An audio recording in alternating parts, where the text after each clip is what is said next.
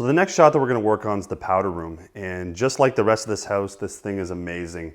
Some people wonder, why would you shoot the powder room? Your client's gonna want this, I guarantee it. The only time I don't shoot a powder room is if it's a layout where the toilet's at one end and the vanity's at the other.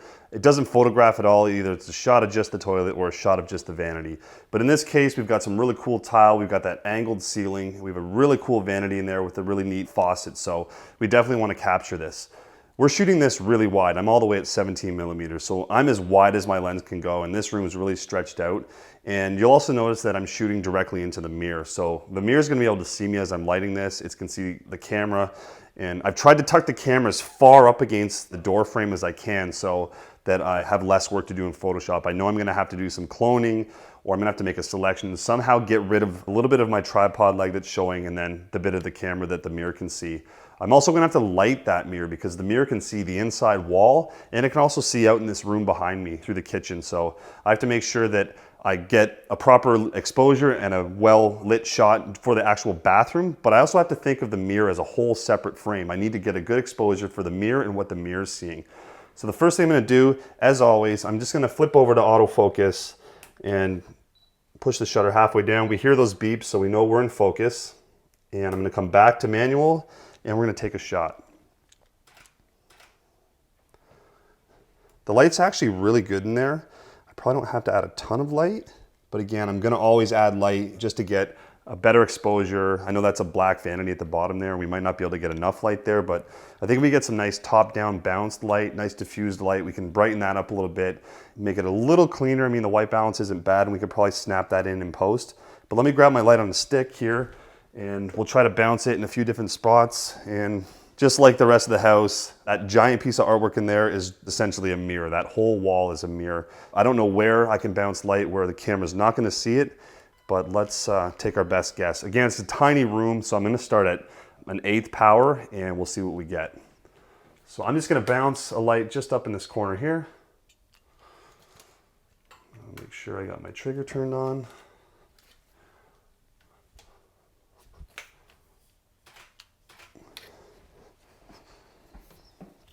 The color temperature is a little bit different actually. It feels a little bit more blue. So what I'm gonna do is I'm gonna increase my shutter speed just a touch and knock down that ambient so that it matches the flash a little better. And I'm gonna try the same thing one more time.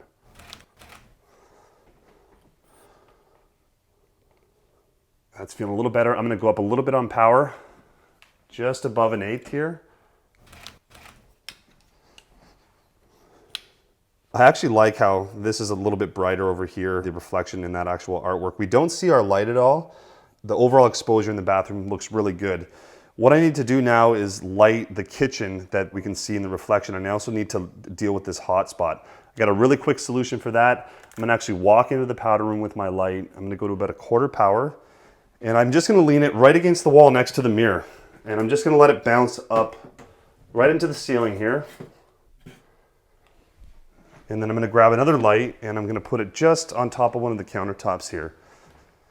The mirror can see, I'm just gonna actually put this one right up on the countertop. I'm gonna put it right at 1/2 power as a guess. And I don't really care about the quality of the light. I just want it to hit the ceiling, come down and fill this area in. Okay, let's take a frame and see what we get. We're definitely gonna need more power on that light on the counter over here. The white balance is still super kind of yellow out here. I'm not really too concerned with it, again, because that mirror is just a small portion of our frame and I can adjust the white balance just for that little section. I just wanna make sure that the exposure is nice, and I do need to turn down the light a little bit inside the bathroom. I feel like maybe this is a little too bright here. And again, this is all I care about is just this section of wall and this door here. And then again, we're just lighting out here in the kitchen that we can see in the reflection. So I'm just gonna turn this light down.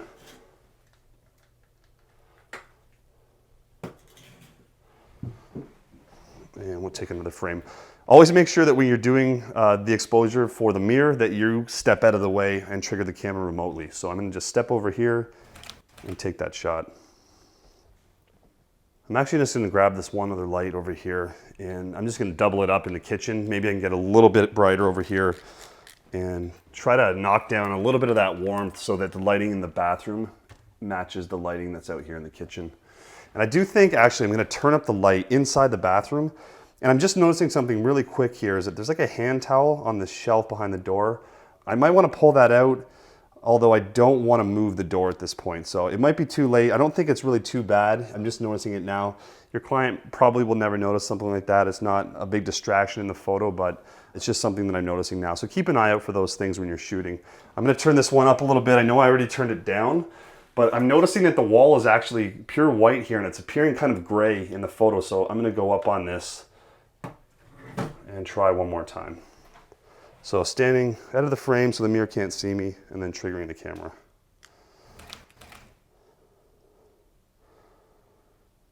I'm pretty happy with the shot. Again, the kitchen does appear a little bit warmer. There are like these Edison style bulbs out here, so that's why the white balance looks a little bit warmer than what's in the bathroom. That's a pretty quick and easy fix in Photoshop or in Lightroom. Use an eyedropper tool or we'll use some sort of a cooling adjustment layer. Not a big deal, and it's such a small part of our frame.